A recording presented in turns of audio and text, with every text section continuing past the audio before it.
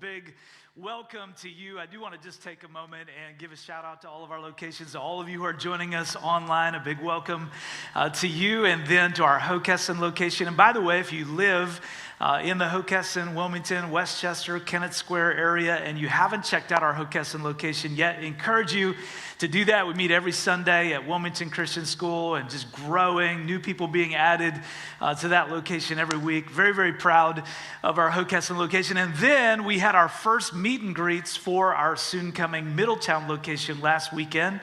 And that was pretty incredible. About 140 of you showed up and are interested in being a part of that location. We have another meet and greet coming up in just a little over a week. You can go to our website or app if you want more information about that. So just an exciting season to see what's happening throughout what we call Journey City, a circle around our broadcast location, 30-mile radius.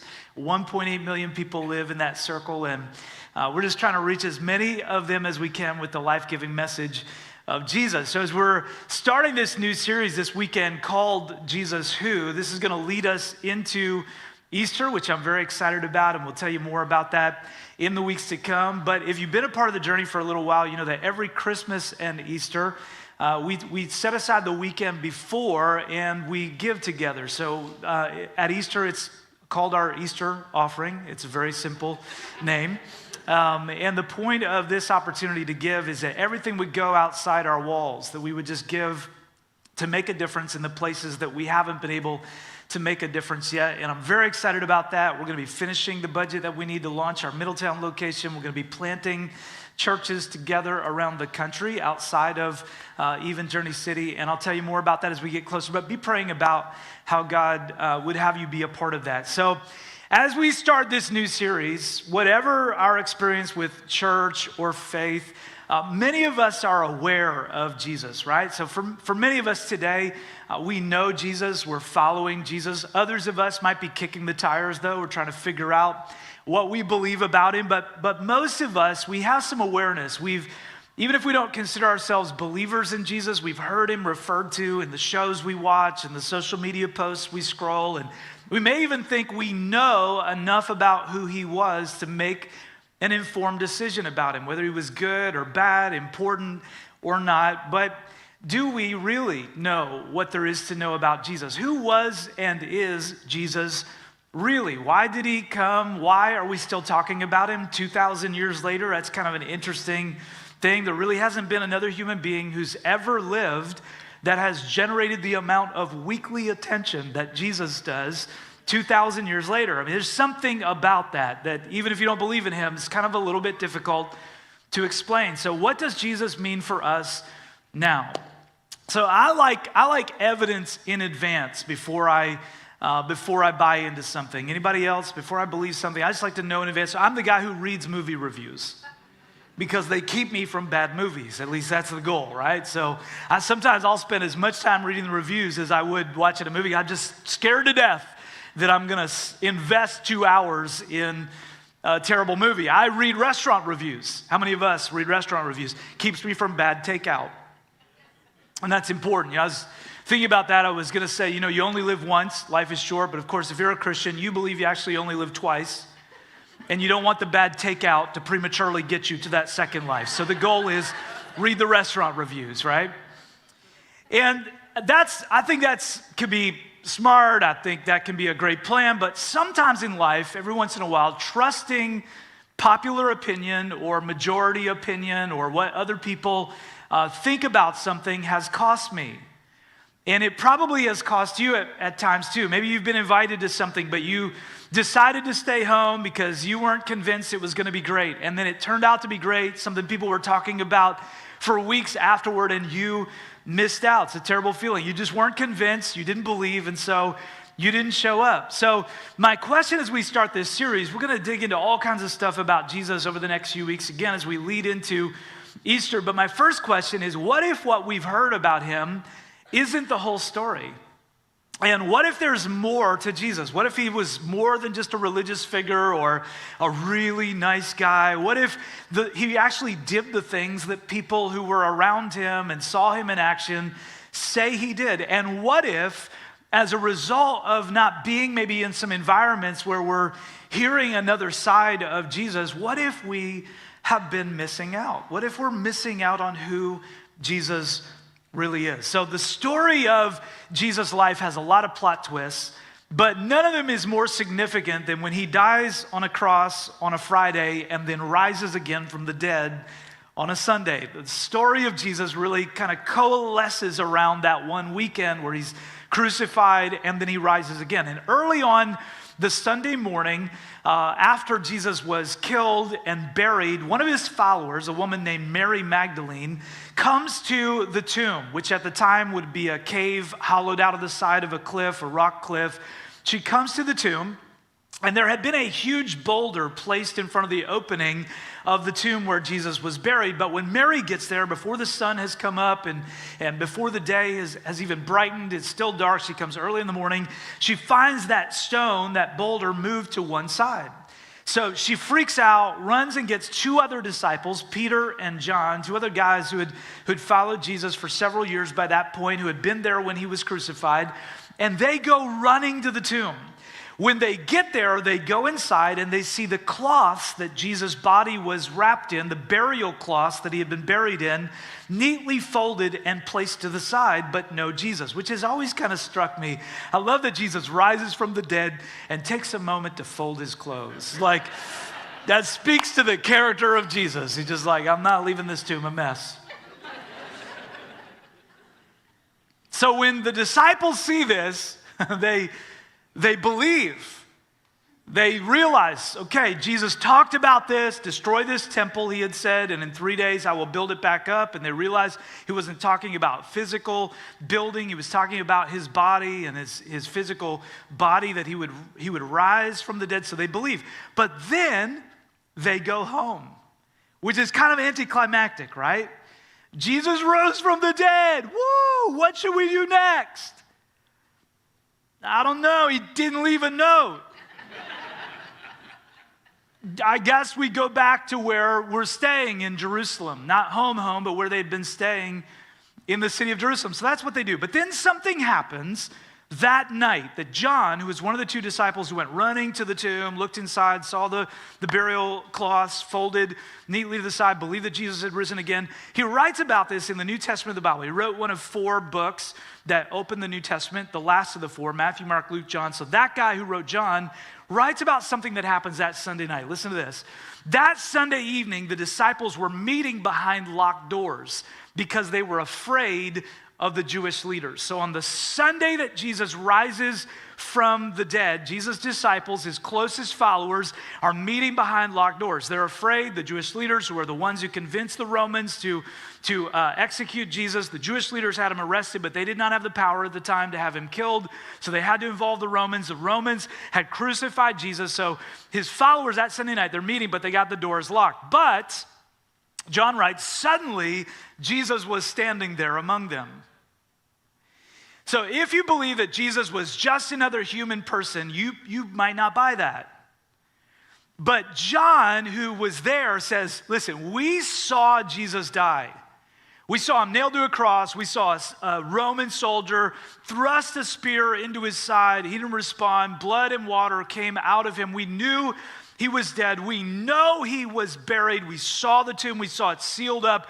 We know that Sunday night we locked the doors. Because we were scared, man. And we knew the same people that had killed Jesus would probably come looking for us. So we had locked the doors, but suddenly Jesus was there among us. Do you know some of us have locked doors spiritually? We have locked doors. We haven't allowed Jesus access fully to our lives. So for some of us, we haven't given Jesus access at all. But there are others of us who are like, okay, I believe that there's something about Jesus, but I got the doors locked. I'm hedging my bets. I'm not willing to really go all in. Why? For the same reason that the disciples locked the doors. If these guys who had spent 3.5 years with Jesus up close and personal locked their doors, it's no wonder that many of us lock our doors. I lock my doors at times spiritually. God, you have access to this area of my life, but not this area of my life. Why? Same reason as the disciples. We may be afraid. Some of us are afraid to be different. Followers of Jesus are different. Now, some of us are going, yeah, I've met some followers of Jesus who are different. Had nothing to do with their Christianity. I know, I'm tracking with you. But at the end of the day, followers of Jesus are just different. We believe in a man who claimed to be the Son of God, died on a Friday, rose on a Sunday, is leader and Lord of the universe. That's different. It's different. And some of us are like, I don't know if I want to be that different. Maybe we're afraid to be wrong. We don't want to believe something that might not be true. But can I tell you something about Jesus? He has a way of bypassing our locked doors. He has a way. Jesus has a way of kind of sneaking in and then being like, he has a way of doing that. And you know when and where Jesus tends to do that? He can do that anywhere. He can do that in any environment. He can do that in any moment or situation of life.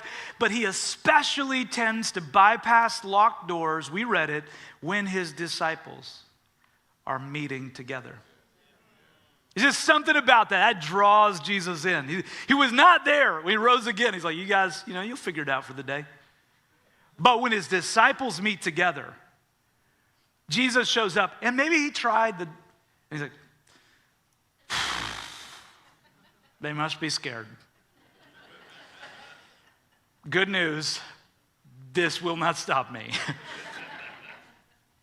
And he shows off his power among his disciples, among just a group of people meeting together who believe in him. And that's what the disciples get right.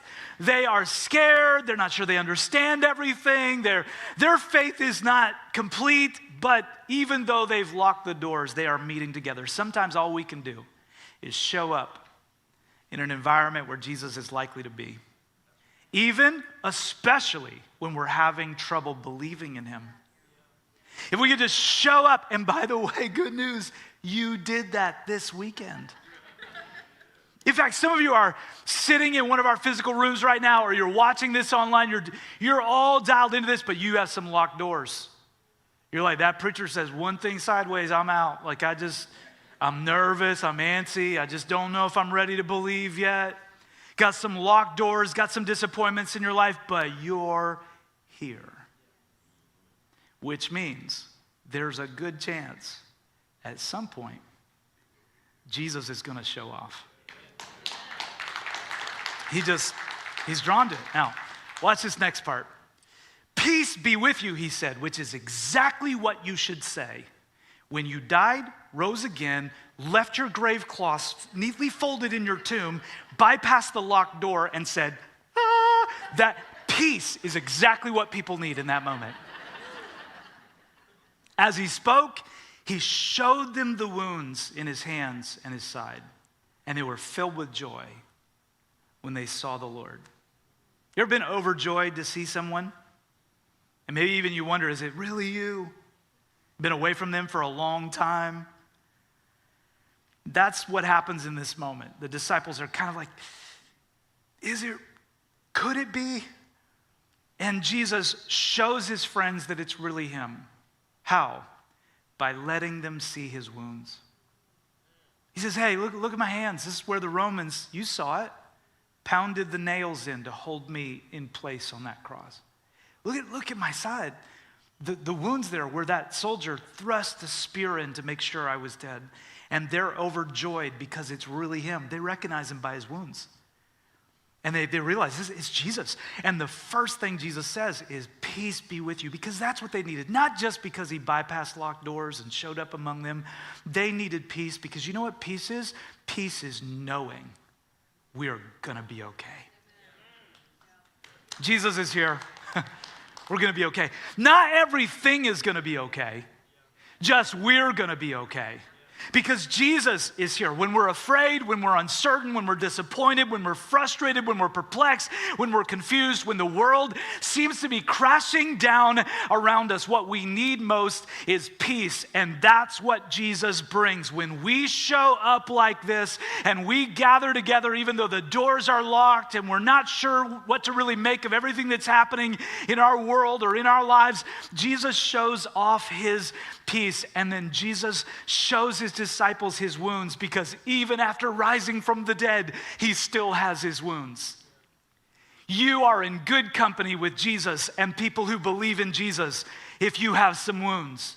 If you have some things in your life, some stuff that has really hurt, some stuff that would have taken you out if it hadn't been for God. You're in good company if your life is not yet perfect, even though you've started to follow Jesus and put your faith in God, because Jesus does his best work when a bunch of imperfect people are in a room gathered to worship him, connecting to join together with him and with each other, even if it's behind locked doors. Put it this way, Jesus shows off when we show up. He really does. He's drawn to it, even when we have more fear than faith. In one place in the New Testament, Jesus said, where 2 or 3 of you are, I'll be there. I don't need it to be fancy. I don't need the circumstance to be ideal, but I need more than one of you. I need you to gather together. Another time he said, if 2 or 3 of you agree, he knew that would take a miracle.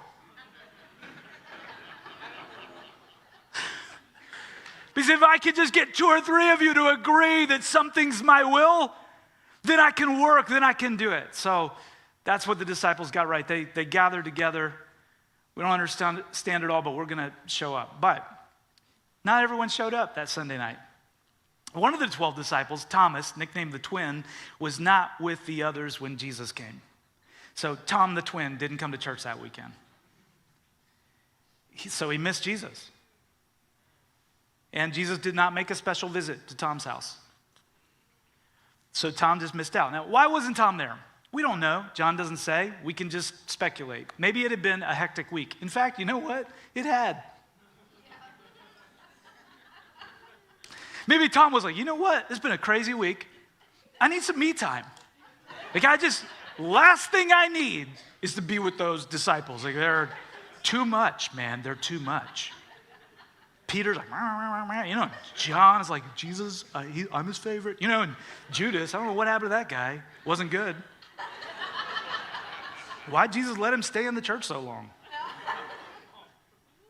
So I don't know what it was for Tom. Maybe he had so much work to catch up on. He's like, I've followed Jesus for a while. Now, clearly back to my day job. A lot of emails. Out of office reply was not successful. Maybe he'd been burned by church in the past. He felt like the other disciples were hypocrites. So he decided, I'm just going to stay home and watch YouTube videos instead. We don't know. But the most likely reason at the end of the day? It's that Tom wasn't convinced Jesus would be there. These guys don't know. In fact, the other disciples, I love this, they found him afterward. They're good friends. And they said, we've seen the Lord. But he replied, did you though? I won't believe it unless I see the nail wounds in his hands, put my fingers into them, and place my hand into the wound in his side. So the other disciples, they find Thomas, and they're like, we saw the Lord. He's like, I don't think you did. I know you probably feel like you did. But I don't think you really saw him, and I don't believe it. I won't believe it unless I see his wounds. And they're like, Tom, church was great. Jesus was there. And Thomas is like, nah. But, good news. 8 days later, the disciples were together again. And this time, Thomas was with them. The doors were locked, still not the boldest bunch. But suddenly, as before, Jesus was standing among them. So, watch this. I love this. A little over a week later, the disciples gather again. I don't know what Jesus was doing during that week, but they're still like, he's not communicating a lot, but let's meet again. And they gather together again. The doors are locked. They're still afraid, but this time Thomas is there. Why? Because the other disciples invited him. And even though he was skeptical, and even though he was jaded, he came. And just like before, Jesus appears among them. And that tells us something about who Jesus is and how Jesus works. Jesus who? Jesus here.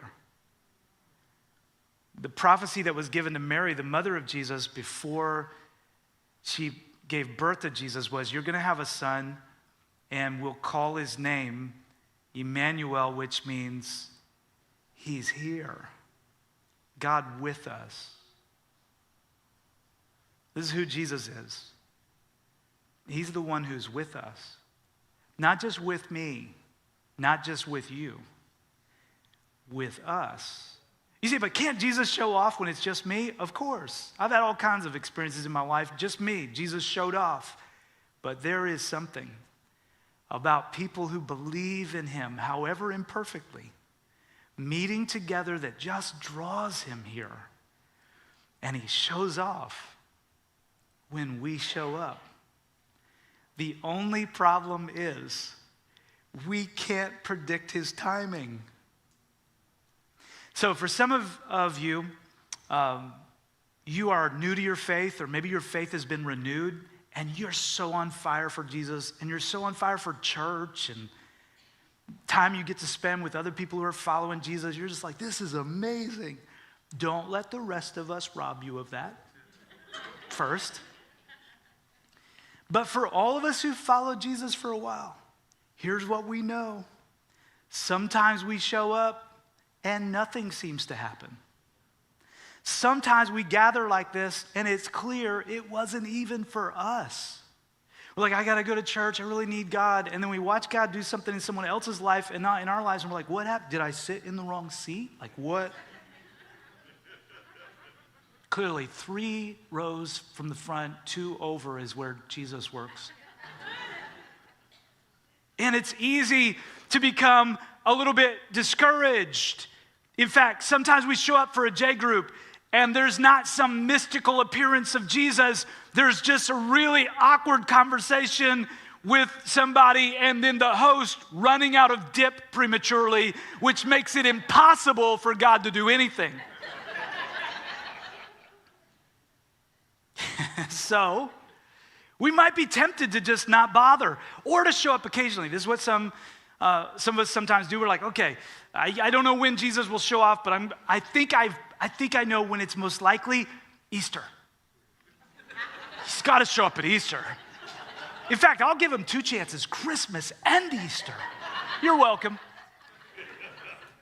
And so we try to pick and choose, okay, well this, or we wait till there's a great need in our lives. And then we're like, okay, I'm going to show up in an environment now where Jesus, meet this need. Here I am, meet this need. And we're trying to predict when he'll be there. Can I just tell you, we'll never be able to predict it. We're notoriously bad at it. In fact, we're not called to predict it. We're just called to show up. Just show up. Just keep showing up. Now, if you don't believe in Jesus yet, ignore this part, okay? But here's the question I want to ask those of us who do, myself included. Are we expecting Jesus to show off whether or not we show up? Or are we consistently showing up in the environments that he has described in his word as the places he loves to be? See, this is part of who he is. Jesus who? Jesus here. Jesus, the one who likes to suddenly appear among his followers. Where have you been all week? It doesn't matter, I'm here now. Thank God Tom came back to church. And watch what Jesus does. Peace be with you, he said. Sound familiar? Then he said to Thomas, put your finger here and look at my hands. Put your hand into the wound in my side. Don't be faithless any longer. Believe. He speaks peace over his disciples' lives. Sometimes, and over Thomas's life. Sometimes we gather like this for worship and teaching, and if we're honest, our minds are anxious. We're filled with doubts. I hope this doesn't mess you up. Sometimes I come into God's presence, I'm like, God, I don't know. There's so many questions, concerns, things rattling around in my brain. But here in this place, and I don't mean this building, by the way. I mean in the place where a few have gathered, Jesus brings peace because this is his favorite place to be. In a room like the room you're in right now, and a group of people chipping and dipping for the glory of God. It's his favorite place to be. And I've heard so many of your stories. Over the years, I've heard so many stories. You came skeptical. You came jaded. You came burned out. You came distrusting. You came having had a terrible experience with religion. You came convinced you already knew everything you needed to know. But then you really met Jesus here among his imperfect people. And your life was changed because you believed in him. And it was also changed because Jesus shows off when we show up. He can do it anywhere. He's not restricted or restrained. I think the locked doors thing proves that. But he's drawn here. And look at what happens next between Thomas and Jesus. "My Lord and my God," Thomas exclaimed. Then Jesus told him, "You believe because you've seen me. Blessed are those who believe without seeing me. Blessed are those who still show up when they can't see me. Still believe." Jesus knew the time was coming when he would not physically show up in rooms anymore. The day is coming when he will one more time. He's gonna show up physically, and everybody's gonna be like, "Oh, yep, you're God. No question. You are Lord, to the glory of God the Father." But for now, you will not see the physical body of Jesus. Yet he still shows up. And now the people he's transforming, the wounded people who carry their scars not with shame, but with joy and peace, changed lives, are now the evidence that Jesus is real. You can't see his body, but you can see his body. This is the evidence, which is why you can't really get to know Jesus without getting to know each other. That's why John, the same guy who wrote about all of this, who was there when Jesus was crucified. In fact, he's the only one that hung out till the very last moment at the cross. It was John. He's the only one. He's the one who saw in the tomb. He's the one who was there, wrote about this. He knew that for the message of Jesus to continue, we need to be around each other's wounds. Which is why years later he wrote to a church filled with people who are enduring intense suffering, who maybe were tempted to give up on their faith and on gathering together because they were being persecuted for it. And he said this: if someone says, "I love God," but hates a fellow believer, that person is a liar. Now there's a whole kind of teaching on that, right? About what Jesus came to do. But listen to this next part. "For if we don't love the people we can see, how can we love God, whom we cannot see? Because the only way to love a God we cannot see is to love the wounded people we can see." That's how we finally get our eyes open to see him. So when Jesus shows off among his people, first thing he does is go, "Peace, if you'll receive it, peace." But my mind's anxious, peace. But I feel betrayed, confused, abandoned, desperate, peace. And then he shows off his wounds. Hey, there's somebody sitting a few feet from you right now who's going through a divorce. And there's someone you see every day when you drive who is struggling with addiction. Somebody who sits in the office down the hall who is about to give up hope. And then when you come into his presence with his people, you know what this is? It's a bunch of wounds that are being healed by the Father. Put your hand in them. Make a connection with him. Do you see the secret to seeing Jesus? It's learning to see, to gather with, to connect with, to serve alongside other people who are seeking to see Jesus too. Because Jesus shows off when you show up. And you say, "Are you saying church is the point?" No. Actually, this isn't the point. This just points to the point. A healthy church is like, it's all about him. Well, what should I do then? Show up when you feel like it, when you can't wait to get to church, to get to your group, then show up. And when everything in you is telling you not to do it, show up. Show up. Just come back next weekend and the weekend after that and the weekend after that. Show up when the worship lifts the roof off and when you're like, that second song didn't really land. Show off when the preaching is like just world class. Could happen. Could happen. Miracles happen. And show up when it's like, I didn't really like that. He kind of stepped on my toes, or I wasn't even tracking with that point. Just keep showing up. Show up for your J group this week. What if they run out of dip? Bring your own. Keep dip in the car for just such a situation. Like, just be like, don't worry, I got you. You want queso? You want salsa? I got you. I got it. Show up. Come to Plugged In. Find your place and your part in this community of faith. You'll see Jesus show off in your life. You say, but this church it's not perfect. I know, which should make you feel so welcome. Because if you're like me, and I think you are not perfect either. We're wounded. We're wounded, but when we come together and look at each other's wounds, our wounds start to make sense. You'll never know why you've gone through the things you've gone through and experienced what you've experienced and faced what you've faced until you get around other people who have gone through some stuff as well and have their focus on Jesus, and then your wounds start to reveal a purpose for your life.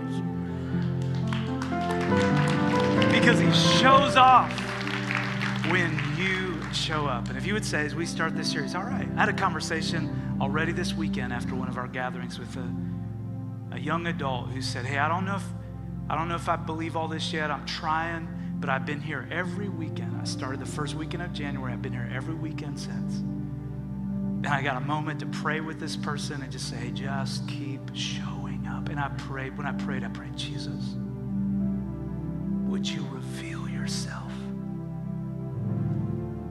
Because he does that. Suddenly appears.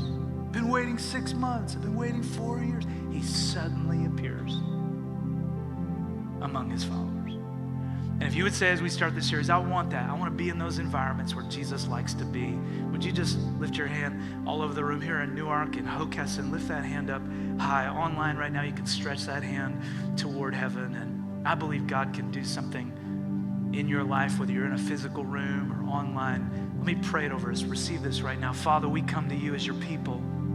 Imperfect people, wounded people, messed up people, jacked up people, doubting people, scared people, but your people. We're your people. And we have gathered together this weekend to declare that Jesus is Lord. To the glory of God the Father. We're not waiting. We're declaring it now. Lord, I pray right now for unity in your body. I pray for the person sitting in one of our rooms or watching online who's just about given up hope, who's become frustrated or discouraged, tempted to throw in the towel, that even right now you would just speak peace into them. Peace. And that they would open their eyes. There are wounded people around them. And when they see the wounds in your body, they'll know it's really you at work. Do your work among us, we pray. Show up, show off. And while you let God just speak to your heart for a moment more, listen, for some of you, maybe you have been disenfranchised by religion. Maybe you've doubted God and you feel ashamed of that. Maybe you spent your life up until now just far from God. And you wonder, how do I ever get a relationship with God? You feel like you've got so many wounds. You're in the right place. Not because the church is perfect, not because the church can save you. This is just an environment that points to the point. And if God's drawing you to him right now, here's what I encourage you to do. Listen very closely. Look around. If you're in one of the physical rooms, look around. If you're online right now, think about someone in your life, even if it's just one person that you know Jesus has changed them in some way. That's the evidence you need. If he can do it for them, he can do it for you. If he can do it for them, he can do it for you. And if God's drawing you to him right now, this is your moment, your opportunity to take that step and become a follower of Jesus.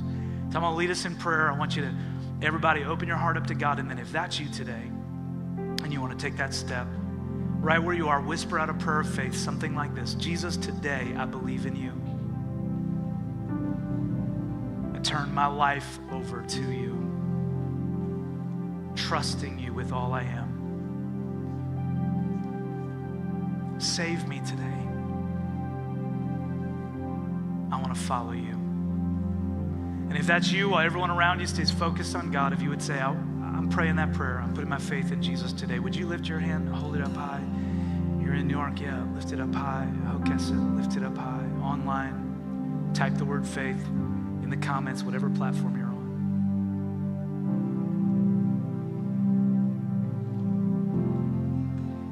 And then, Journey, here's what I want to invite you to do. I want you to stand with me right now. If you're online, if you can, where you are, just stand in the presence of God. We're going to worship the Lord together before we wrap up this gathering. We're going to worship the one that even when we can't see it, he's working. Even when we can't feel it, he's working. And he's working all things together for our good. Because that's who he is. He's the one who makes a way where there seems to be no way, when it seems like it's impossible. Jesus said, all things are possible to the one who believes. So we're going to lift our faith together. We're going to lift our hearts and worship together. And one more time, before we leave this place, we're going to take Jesus with us. Come on, let's do it together. Let's open our hearts and let's worship him with everything we have.